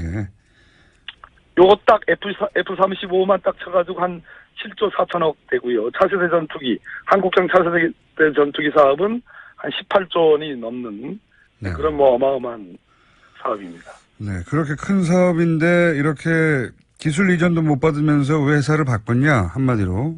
맞습니다. 그런데 이제 추가적으로 기술 이전도 못 받는 데다가, 유료로 써야 되는 것까지 있었으니까 바꿀 이유가 더욱 없어진 셈인데. 그런데 바꿨으니까 이상하다라고 이제 감사 과정에서 밝혀진 거고요. 그것을 속였으니까 더 이상한 거죠. 이렇게 되면은 이제 감사원 감사에서 끝날 일은 아니지 않습니까? 물론입니다. 현재 이제 감사원이 여러 현안 사업들에 대한 감사들을 속속 진행을 하고 있는데요. 지난번 그 면세점 특혜 의혹처럼 감사 결과를 검찰에 이첩해서 수사가 진행되는 것도 있습니다. 그렇다면 이 건 FX 사업 감사도 감사 결과가 나오면 검찰로 이첩이 돼서 수사가 진행될 것으로 그렇게 예측하고 있습니다. 어떤 의미에서는 이 방산 비리건이 지금까지 그 법정에 가 있는 다른 비리건이나 국정농단 사건보다 규모 면에서는 뭐 압도적으로 더 큰 거 아닙니까? 절대적으로 압도적이고요. 예. 뭐 규모 자체가 뭐 작은 것이 몇 조니까 큰 거는 수십조. 로키드 마틴사가 우리 한국과 무기거래의 그 과정을 보면 불과 몇 천억대에서 수십조 원 늘어납니다. 한 15배가 박근혜 정부에서 확 뛰는데요. 네. 지금 이 방산비리는 하나의 이적행위의 관점에서 엄중하게 처벌해야 된다는 그러한 국민적 공감대도 있고, 문재인 대통령도 그런 말씀을 어제 하셨죠. 방산비리라고 말해지는 그런 의혹이 있는 이 기간 동안 박근혜 정부가 전 세계에서 미국으로부터 무기를 가장 많이 수입하는 나라로 만들었죠, 우리나라를. 그 중에서도 로키드 마틴사입니다. 예, 그 대부분 로키드 마틴이 차지했고. 예, 맞습니다. 예. 그래서 이제 이걸 계속 들여다보는 것이고, 방산비리는 사실 모든 정권에서 척결하겠다고 얘기해 왔지 않습니까? 네네. 항상 얘기해 왔고, 그리고 뭐 정권 초에는 한두 건씩 그런 게 나오기도 했다가 또 반복되고 하는데, 왜 그렇게 근본적으로 이 문제가 척결이 안 될까요? 국방부 군 관계 이런 쪽에 이제 소위 이 부분이 굉장히 전문적인 영역이고 여기에는 뭐 공식적인 로비스트들이 깔려 있죠. 미국 쪽은. 네네. 우리도 뭐 이제 암약하는 로비스트들이 꽤 많고요. 특히 아까 제가 말씀드렸던 듯이 어떤 외국산 무기를 구입하는 과정에서 방위산업추진위원회 네. 이 구성도 문제가 있어 보이고요. 전문가의 객관적 외부 전문가들을 포함시켜서 엄정하게 심사를 해야 되는데 그런 부분이 좀 결여되어 있는 듯한 생각도 듭니다. 군이 그러니까 완전히 그들만의 리그로 꾸며진 세계에서 움직이다 보니까 이게 이제 외부에서는 감사하기도 힘들고 우리나라에 마피아가 많죠. 네. 마피아가 그냥 암흑가에 갱단만 있는 게 아니고 여기저기 마피아들이 꽤 있습니다. 그 마피아가 예. 폭력을 행사하는 이유는 이익 때문이니까 네, 이익으로 뭉치고 마피아라고 할 수 있죠. 예. 그렇다. 예. 그런 이 방산 관련해 방산 마피아도 어마어마하다. 그런 거군요. 네. 근데 그 규모가 너무 크다 보니까 대통령이 직접 해결해 보겠다고 지금 나서는 거고요. 예, 맞습니다. 예. 한 가지 더 말씀드리면 네. 박근혜 정부에서도 이 방산비리 척결을 포장했다는 거죠. 우병우 민정수석, 네. 고전에 이제 우병우 민정비서관이 있을 때 김영한 민정수석이었는데요. 방산비리 합수단 대대적으로 이름 걸고 시작했었습니다. 그런데 이것이 저는 약간 성동격서라는 느낌? 무언가를 가리기 위해서 다른 쪽을 치는, 다 뭐 무죄가 났잖아요. 그다음에 황기철 총장 뭐 등등 해가지고, 뭐 최윤희 총장, 다 구속 기소했지만 다 무죄 났습니다. 저는 뭐 어떤 느낌이 들었냐면 다른 라인이 해먹던 걸 쳐서 자기 라인으로 끌어들이기 위한 수사가 아니었나. 네, 엎어치나 배치나 같은 말씀이네요. 예, 먹던 줄기를 바꾼 거죠. 야, 당신들이 먹던 걸 우리가 먹을 테니까 그런 게 아니었나라고 생각될 만큼 뭐 한다고 했는데 결국은 이루어진 건 없었습니다. 방산비리 척결도. 네, 맞습니다. 박근혜 정권 시절에는. 연결했으니까 한 가지만 더 여쭤보자면 문건이 지금 어마어마하게 발견되고 있지 않습니까? 네네네. 이게 이제 누가 남기고 간 게 아니라 정말 처리를 못하고 간 걸로 보여지는데 그런 거겠죠, 일단? 아닙니다. 규모상, 예. 민정수석실, 정무수석실, 이제는 뭐 국정상황실 또 안보실 문건까지 나와 있는데요. 이거는 제 느낌은 사실상 방치된 거 아니냐. 그러니까요. 탄핵의 과정에서 물론 경황이 없었겠습니다만 어쩌면 이것은 여러 가지 형사 민사상의 법적 책임을 과 관련해서 다분히 남기고 간 의도적으로 남기고 간 느낌도 규모가 이게 뭐 장난이 아니잖아요. 그러니까 말씀은 뭐 실수로 혹은 뭐 내 캐비닛이 아니어서 이런 수도 있지만 너무 규모가 있다 보니까 오히려 삭제의 책임을 물을까봐 청와대의 구성은요. 네. 소위 정무직 그러니까 어떤 집권당의 코드와 일치하는 정무직 예. 출신의 청와대 측근이나 정치인들 예. 있고요. 예. 또 부처에서 파견된 말 그대로 직업 공무원들이 있습니다. 그렇죠. 그러면 지난 작년 10월부터 시작된 국정농단의 과정을 1,600만 명 촛불 시민혁명, 시민들, 국민들 이렇게 놓고 봤을 때 저는 이거는 그냥 우연히 그냥 다 치우지 못한 것이 아닌 거 아닌가 하는 느낌. 규모가 너무 큽니다. 그렇게도 조사해 볼 만한 사안이에요. 의원님은 그렇게 생각하시는군요. 예. 누군가 네. 일부러 발견되라고 남겼을 수 있다. 뭐 단정할 수는 없습니다만 이렇게 많은 양의 그 문서들이 중요한 문서들이 방치될 수 있을까 하는 그런 측면에서 그렇습니다. 이 문서들이 실제로 이 국정농단 재판에 판사 출신으로 보시기에 활용될 수 있을 거라고 보십니까? 전에 그 삼성 합병 관련된 자필 메모는 주체를 작성자를 파악을 해야지 증거 능력이 있는데요. 어제 발견된 것들은 전부 다 회의록이기 때문에 전부 다가 아니고요. 뭐 회의록도 있기 때문에 거기는 뭐 비서실장, 관계 수석비서관, 관계관들의 그 어떤 회의의 내용과 주체들이 다 명시가 되어 있기 때문에 그건 그 자체로 공문서입니다. 바로 증거 능력이 있는 겁니다. 그렇군요. 바로 재판에 쓰여질 수 있는 거죠. 그러니까 메모나 작성자를 특정할 수 없는 것들은 시간이 걸리겠지만 일부 문서들은 바로 제출돼서 활용될 수 있다. 증거로. 그렇습니다. 알겠습니다. 오늘은 회의가 곧 있다고 하시니까. 예, 그렇습니다. 예. 4분 후에 회의가 있다고 하셔가지고 저희가 여기까지만 연결해야 되고요. 마지막으로 법무부 장관은 언제 되십니까? 아이고, 왜 그러세요? 김어준 공장장님이 제일 나쁜 분이에요. 여기까지 하겠습니다. 감사합니다. 네, 고맙습니다. 네. 더불어민주당 박범계 최고위원이었습니다. 뉴스공장 최초로 이틀 연속으로 출연하는 패널 소악마로 오늘 부르겠습니다. 양지열 어제 제가 이미 어제 중앙마로 해주기로 했다가 또 왜 갑자기 소악마로 하루 사이에 급하게 땜빵을 해결해 주셨기 때문에 오늘 그냥 고정 코너니까 야, 소악마 굳이 그런 거 가지고 싸우기 싫습니다. 이제. 양지열 변호사님 나오셨습니다. 자, 예, 안녕하세요. 오늘 어제 사실은 그 2주의 핫한 법률적인 사안은 한번 정리를 하셨고 오늘은 어떤 사안으로 한번 해보실랍니까? 오늘 계속해서 문건이 계속 나오더라고요. 근데 저도 굉장히 당황스러워가지고. 줄줄이. 네. 양설이 부딪히고 있습니다. 일부러 남겼다와 이거는 일부러 남겼긴 너무 양이 많다. 똑같은 사안을 두고 이렇게 많다니 일부러 남긴 거 아니냐. 초반에 저도 의인이 있을 것이다. 분명히 내부 고발이다라는 식으로 굉장히 생각을 많이 했는데 그 의인이 이렇게 많이 의인이 계실 수는 없거든요. 또 그렇다고 한 사람이 각 실마다 돌아다니면서 남길 수도 없잖아요. 그렇잖아요. 이번에 국가안보실 상황실까지도 남겼다고 하니까 이건 좀 어려울 것 같고 그 부분 아마 박홍계 의원께서 잘 정리를 말씀을 해주신 것 같아서 밖에서 들었거든요. 예. 오늘 저는 박범계 의원님은 근데 의인이 있다고 보시는 쪽이고요. 계속해서 저는 없다고 보는 쪽입니다.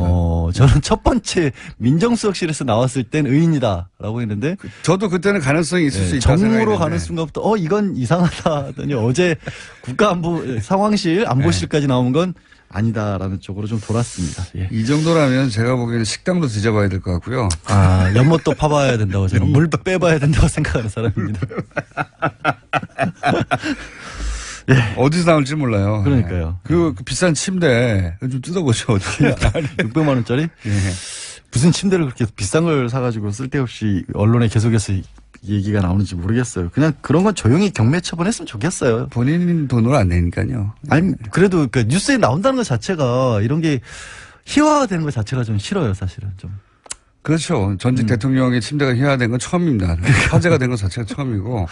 그리고 저는 당연히 그 침대 같은 건 이야기가 새고 있는데 다른 대로 침대 같은 거는 그 청와대에서 구매해 주는 줄 알았거든요. 구매해 왔다고 하는데 네. 이번에는 김정수 여사가 자기 본인 카드로 했다고. 왜냐하면 문 대통령이 인사를 하시면서 측근을 앉히질 않는 바람에 대놓고 그 누구시죠? 임명되자마자 전셋집 들어와서 사는 걸로 생각하고 나중에 나갈 때 빈소로 나가라 이렇게 고언을 해놓으니까 대통령이 어떻게 마음대로 그 사시겠어요? 아니 그래도 공간에 들어가면 침대는 있어야 될 거 아닙니까? 그 침대가 또 되게 그것도 잘못된 것 같아요. 왜 하냐면 침대의 사용연한을 9년으로 정해놨어요. 근데 대통령은 우리나라 헌법상 단임제잖아요.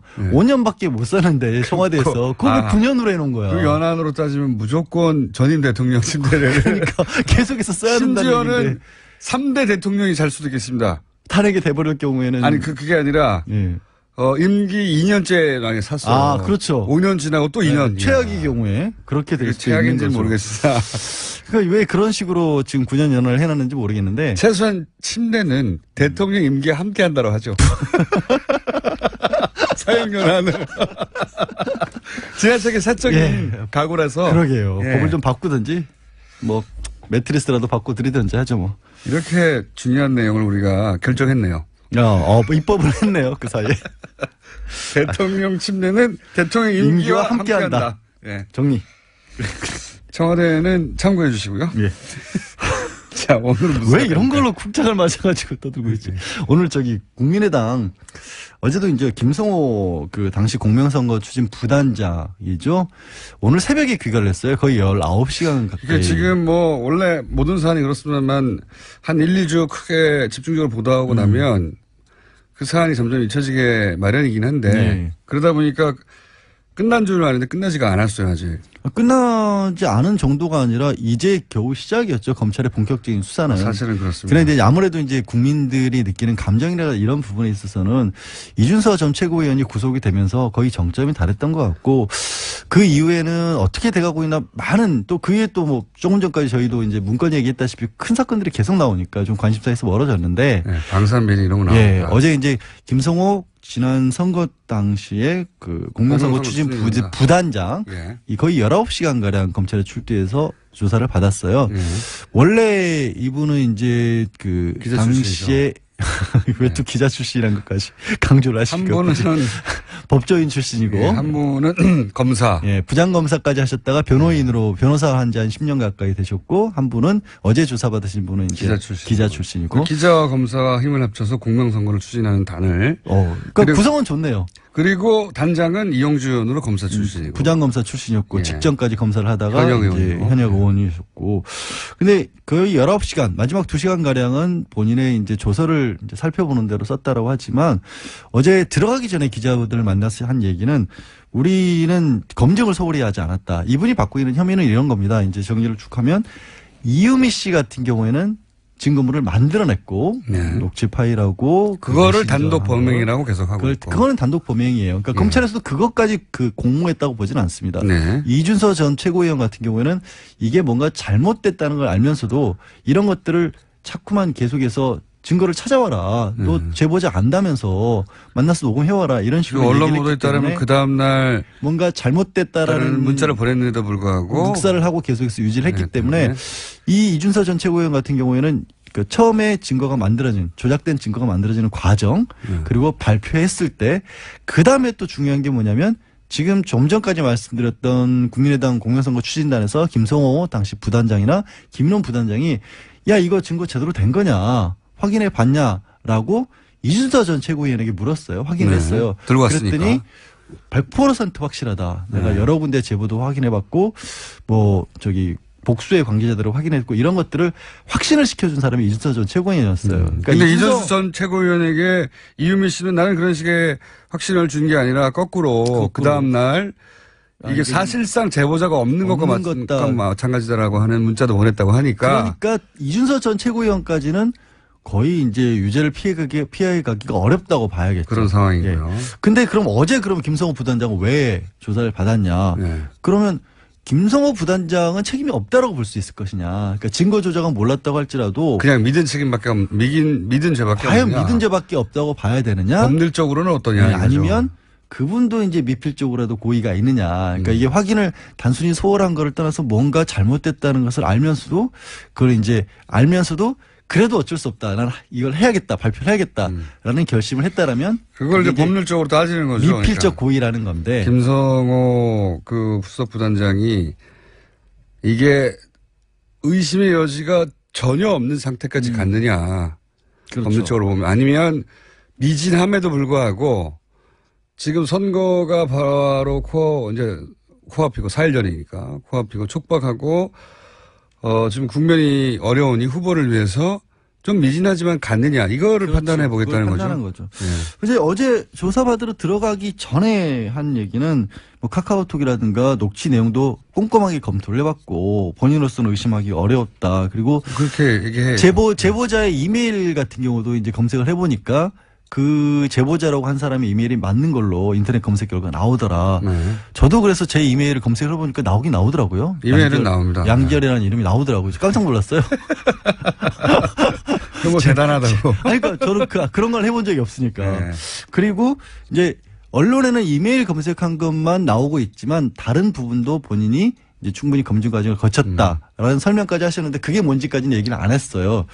근데 조금 전에 말씀하신 이제 과연 거짓말이라는 것을 알았느냐라는 것을 검찰이나 법원에서는 결국엔 대법원에서 판례를 비춰봐서 할 수밖에 없잖아요. 굉장히 좀 까다롭게 따지긴 해요. 이게 그럼 어떤 식으로 따지냐. 내용이 어떤 내용이냐. 내용 자체를 봤을 때 그리고 정을 얼마나 구체적이었느냐. 그리고 그거를 확인해 줄 만한 주변에 다른 자료들도 또 있었느냐라는 걸 보는 거고 그런 것을 과연 그걸 보는 사람 입장에서 학력이나 경력이라든가 사회적 지위 또 그거를 봤던 시점 사회적인 파급 효과 어렵네요. 이런 것들을 고려해서 하나하나 다 짜지는 거예요. 제가 근데 보기에는 판사가 누구냐에 따라서 네. 성향에 따라 크게 갈릴 수 있는 사안이라고 그러니까 봅니다. 그럴 수도 있고 그만큼 이게 중대한 사안이기 때문에 그렇죠. 우리 예를 들어서 이 허위사실 공표죄와 관련해서는 빼놓을 수 없는 분이 정봉주 전 의원 같은 그렇죠. 경우거든요. 예. 정봉주 전 의원 같은 경우에 법원에서는 그때 당시 어떻게 봤냐면 뭐 인터뷰라든가 예. 뭐 영상 뭐 이명박 전 대통령이 회사를 만들었다 뭐 이런 얘기들도 했는데 충분히 있는데. 그리고 사무실에서 인터뷰한 내 것도 회사라는 있었고. 얘기 동영상도 있고. 근데 그런 걸 믿은 걸로도 이거는 부족하다고 했거든요. 그 굉장히 그것도 대법원에서 확정 판결을 네, 났잖아요. 대법원에서 그래서 실형까지 이제 1년 공격을 갔잖아요. 하셨던 그런 경우기 그 때문에 경우에 비추면 사실 굉장히 어려운 거고요. 어려운 거라고 근데 볼수 정봉주 있고. 전 의원의 그 판결이 정상이라고 볼 수는 없거든요. 그러니까 지금 말씀하신 것처럼 이제 네. 판사가 어떤 성향이냐는 거는 그렇게 얘기를 할 수도 있는 거죠. 너무나 이때 정치인 정봉주 전 의원은 이제 보복을 당했다고 봐야 되는 거군요. 이제 더군다나 사실 그렇게 보는 게 맞죠. 지금 BBK 네. 사건 자체가 문제가 있다는 거는 여러 가지 경로로 확인이 됐기 때문에 지금 본인도 이제 억울하다고 김경주 씨도 다시 이제 법적 소송을 할지도 모른다는 움직임이 나오고 있지 않습니까? 근데 그건 너무 간 사안인데 그만큼 이게 어렵다라는 거죠. 어렵다는 거고 이런 거를 또 규범적 판단을 한다는 법원에서 표현을 해요. 이게 뭐냐면 실제로 그 사람이 그걸 알았느냐 몰랐느냐는 알아볼 방법이 없다. 현재 과학으로. 네. 그렇기 때문에 그냥 외부의 여러 가지 상황을 비춰봤을 때 일반인이라면 이 정도 상황이면 알았다고 봐야 되는 거 아니냐. 플러스 거기에 그 행동을 한 사람. 그러니까 여기서 김성호 단장 개인은 어떻게 봤을까. 두 개를 겹쳐놓고 봐서 판단을 한다는 건데 이것도 참 어렵죠. 말하면서 저도 어렵네요. 저는 이거는 제가 보기에는 양측이 어떤 증인을 불러오고 그리고 판사가 어떤 성향인가에 크게 달라질 수 있다고 보는 게 예를 들어서 저한테 충분히 검증된 거냐 이때 이 단장 공명선거 추진단에서 충분히 검증된 거냐 묻는다면 저는 부족하기 짝이 없다라고 생각하는 것이 이런 제보를 받았을 때 결국은 그 제보를 잘못 터뜨렸을 때 반작용으로 소송을 많이 당해왔기 때문에 잘못 터뜨리면 그러니까 잘못 터뜨려 소송을 당했다보다 제대로 터뜨렸는데도 5천 살인 사건의 문제제기를 제대로 했는데도 몇 년을 고생했거든요. 네. 그러니까 조금의 하자도 있으면 안 된다는 생각을 항상 하게 돼요. 그런 관점에서 보면 당사자하고 통화를 못했거나 당사자가 하다못해 어디 사는지 네. 당사자하고 어떤 관계인지 당사자가 이메일로 뭐라고 그랬는지 기본 접촉이 없으면 안 합니다. 그러니까 여기서 이제 문제점이 뭐냐면 제보자를 확인을 시켜달라고 이준서 전 최고위원에게 물어봤더니 네. 이준서 전 최고위원이 이 사람이 직접 통화를 원하지 않는다. 하게 되면 제보를 안 하겠다고 했다. 그 말을 했거든요. 상관없어요. 아니, 그러면 가야 되는 겁니다. 통화를 안 하면 좋아. 그러면 가서 만나자 이렇게 했어야 되는 그러면 거예요. 중요해지는 게 뭐냐면 그러면 김성호 부단장 입장에서 이준서 최고위원이 그렇게 얘기했을 때 이준서 최고위원을 믿을 만한 사람이었느냐 평소에. 여기까지 가야 되는 거예요. 아니 그거는 이론적인 거고요. 실제 겪어본 바에 따라 이런 제보를 다룰 때는 중간에 누가 해줬든지 중요하지 않아요. 본인이 그 당사자가 목소리를 내라고 했잖아요. 그렇죠. 의지가 있는 거란 말이죠. 전화는 그렇다고 쳐요. 그러면 사람을 보내거나 어디서 만나자고 하거나 따로. 그러니까 이게 항상 양면성이 가진 게 그때 당시 폭로했던 게 5월 5일이었잖아요. 네. 대선이 얼마 앞두지 않은 상황이었단 말이에요. 그러면 그렇게 시간이 촉박했기 때문에 다소 무리해서라도 발표할 수밖에 없었다고 볼 것이냐. 아니면 그렇게 시간이 얼마 안 남았는데도 불구하고 반박할 시간 없이 이렇게 발표를 한 게 잘못이다고 볼 것이냐. 이게 같은 사안에 대해서 정말 양쪽 입장이 첨예하게 갈릴 수가 있는 거예요. 그게 이론이 아니라 진짜 제보를 많이 다룬 기자나 이런 사람 잘 없어요. 그러니까 누군가 제보를 많이 다룬 사람을 증인으로 누가 데리고 오느냐에 따라 저는 영향을 미칠 수 있는 상황이다. 왜냐하면 상상으로는 그렇거든요. 그 정도면 이메일 확인하면 된 것 같잖아요. 아니에요.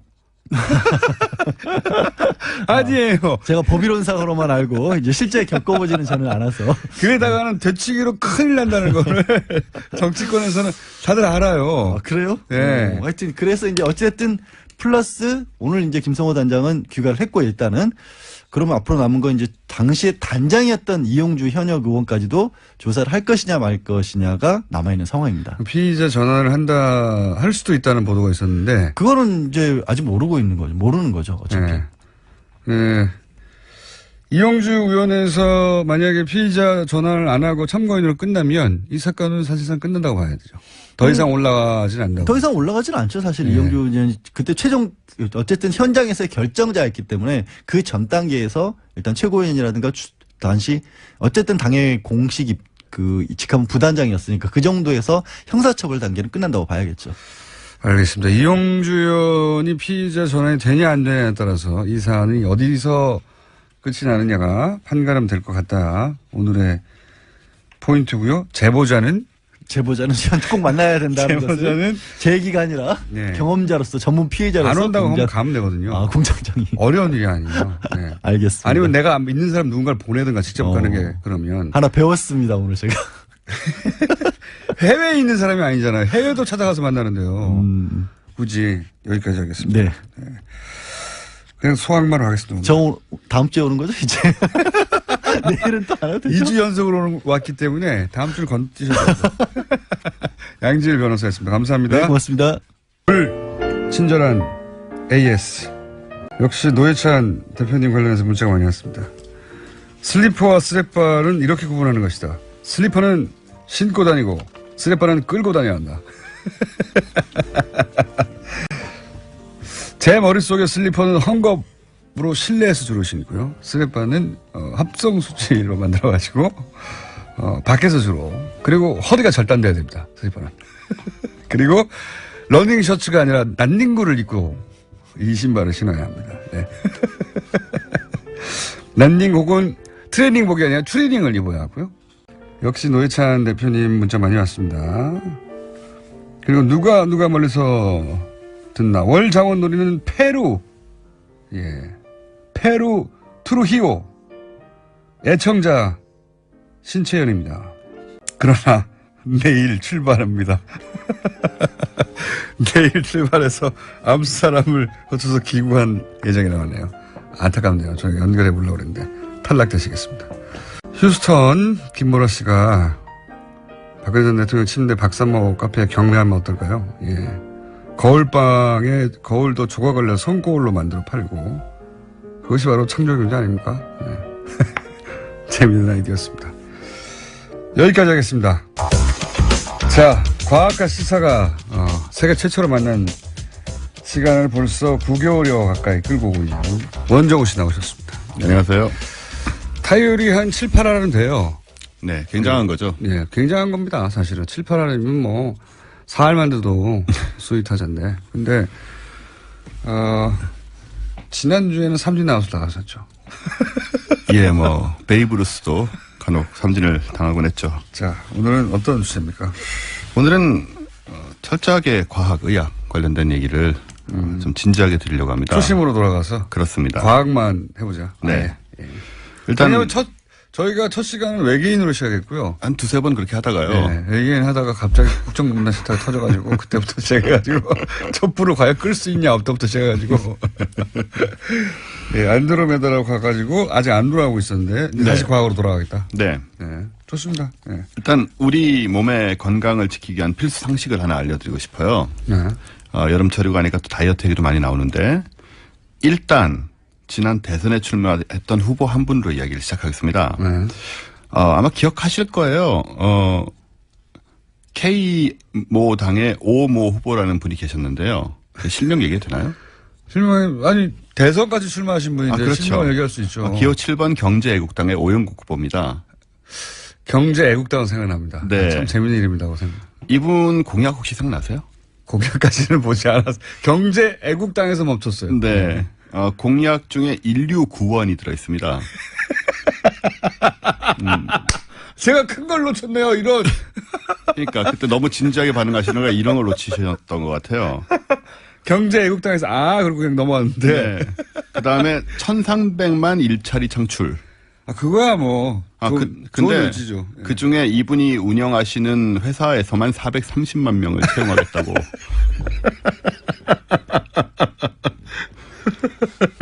예. 430만 명이면 유럽의 중소국가 한 나라 인구 정도 되거든요. 한 나라 전체 다. 네. 현재는 직원이 10여 명 정도 되는 걸로 알고 있고요. 직원이 10여 명인데 본인 회사에 430만 명을 지지시킨다고요? 네. 그리고 드러나지 않는 800만 명의 지지 세력이 있다고 하셨어요. 드러나지 않는. 근데 대선 결과는 역대 대선 최저득표 6,040표. 6,040표도 신기합니다. 이런 기록을 세우신 분입니다. 어떻게 6,040표가 나왔을까요? 그냥 뭐 동문, 동창, 친척. 아무리 그래도 그렇죠. 네. 그런데 친척이 6,000명이나 됩니까? 그럴 수는 없잖아요. 예, 또 재밌어서 이제 찍어준 분들도 있으시고 사실 그 인류 구원은 어떻게 한다는 내용은 구체적인 공약 실현은 없나요? 주로 이제 돈으로 하신다는 것 같아요. 인류 구원을요? 네. 왜냐하면 이분이 뭘 하시는 분인가 하면 예. 바로 그 인류의 적 숙변을 제거하는 장치를 만드시는 분입니다. 이분이 숙변을 인류의 적으로 선정했어요? 네. 이분 주장에 따르면요. 이분이 그 숙변 제거 장치가 한 세트에 100만 원씩 하거든요. 이분이 개발했군요. 예, 개발해서 판매를 하시는데. 이분의 회사가 숙변 제거기 개발해서 판매하는 회사예요? 하하그룹이라는 회사인데요. 네. 숙변 제거기라는 건 어떻게 장에서 일단 장으로 투입해야 되는 거 아니에요? 예, 샤워기 비슷한 건데 네. 그 삐죽하게 튀어나와서 장에다 쑤셔 넣습니다. 그다음에 물을 안에다 뿜어내는 기구예요. 그 동영상을 보시면 자세한 그 작동 원리가 나와 있습니다. 굉장히 무섭습니다. 이건 의사들이 스스로 해야 되는 것 같은데 어쨌든 그런 기기 개발하신 분이고 네. 숙변이 인류의 최대의 적이라고 생각하시는 분이에요. 그런 식으로 생각을 하시고요. 네, 그래서 인류를 구하시기 위해서 숙변을 제거하는 기계 생명 연장을 위한 노력이라고 얘기하시죠. 숙변 제거. 네. 이 한 세트에 100만 원 하는 숙변 제거 장치를 전 세계인이 다 필요하다고 생각을 하시기 때문에 네. 최소 70억 개를 팔 수 있다고 생각하세요. 그럼 총 매출이 7천조 원이 됩니다. 100만 원. 네. 차리를 75억에 팔면 7천조 원이 될 것이다. 네. 이렇게 계산은 정확하네요. 그렇죠. 예. 이렇게 재원 확보도 가능하고 예. 그렇게 거대한 스케일을 바탕으로 대통령에 출마하신 게 아닌가 생각이 되는데 그래서 이 대선에서도 중요 이슈는 아니었지만 어쨌든 등장했던 이 숙변. 아, 이건 정말 저희는 과거에 허경영 씨 같은 경우에는 예. 여러 차례 주목받고 있는데 이분은 큰 공약을 세우셨는데 주목을 못 받았네, 안타깝게. 대선이 너무 진지하게 진행됐던 나머지 그러니까요. 예. 이게 사자 토론만 하는 바람에 우리가 좀 놓친 부분이 예. 있습니다. 오자 토론입니다, 참. 오자 토론만 하는 네. 바람에. 이 숙변이란 건 다들 아시겠지만 장의 주름 사이에 끼어서 배출되지 않고 남아있는 변의 찌꺼기들이죠. 그렇게들 그렇게들 그렇습니다. 생각하고 있고 네.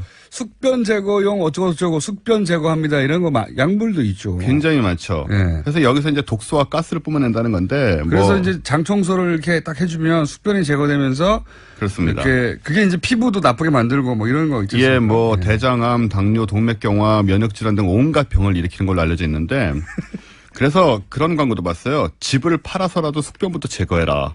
라는 광고를 제가 본 적이 있습니다. 집을 팔아서 숙변부터 제거해라. 그렇게 중요하다.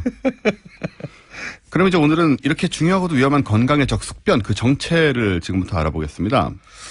저는 숙변이라는 건 어떤 말씀하시고 그 얘기 하실 것 같은데. 예, 숙변의 정체는 없습니다. 그러니까 저도 그렇게 알고 있거든요. 네, 이걸 모르시는 분이 굉장히 많은데요. 네. 숙변이라는 건 그냥 존재하지 않습니다. 그 충격적인 사실을 지금 설명을 드릴 건데요. 먼저 장의 주름 사이에는 찌꺼기가 눌러붙을 수가 없고요. 네. 여긴 점액질로 항상 미끈미끈하기 때문에 뭐가 말라 붙는다는 게 불가능하고요. 네. 만에 하나라도 그런 경우가 생긴다면 장이 고장난 거기 때문에 목숨이 위험한 상황이 됩니다. 숙변 같은 게 붙어 있으면 바로 수술을 하셔야 되고요.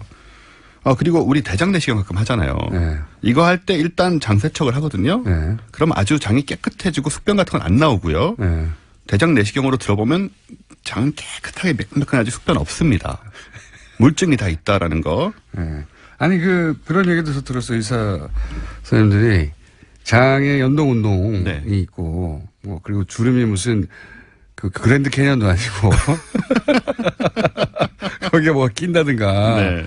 그게 불가능하고 더군다나 그게 뭐 몇 날, 며칠, 몇 달, 몇 년간 끼어 있다는 건 말이 안 된다 도저히. 말도 안 되죠. 예. 근데 우리가 너무 상식적으로 이제 익숙해져 있으니까 그냥 그런가 보다 하는 건데요. 단어 자체가 존재하니까요. 네네. 그 물체 그게 없으면 그 단어가 없어야 되는데 있다고 생각하고 단어가 만들어졌잖아요. 네.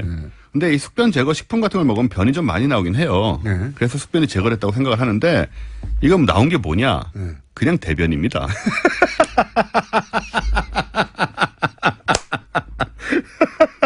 아니, 원래 숙변 제거제가 수분하고 식이섬유가 많아서 대변이 묽고 커져요. 그래서 뭐가 많이 나온 것처럼 보이는 거고요. 아, 더럽네요. 정말. 예. 의학이니까요.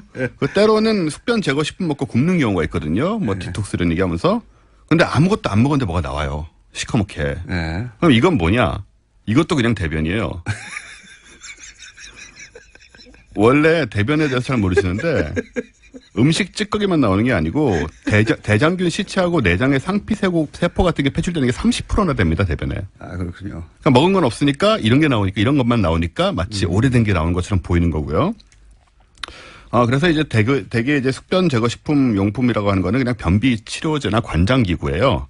근데 그렇게 팔면 되는데 숙변 제거와 건강을 위한다고 굉장히 비싸게 파는 게 마케팅으로 개발된 논리군요. 이게. 그렇습니다. 그게 문제가 되는 거고요.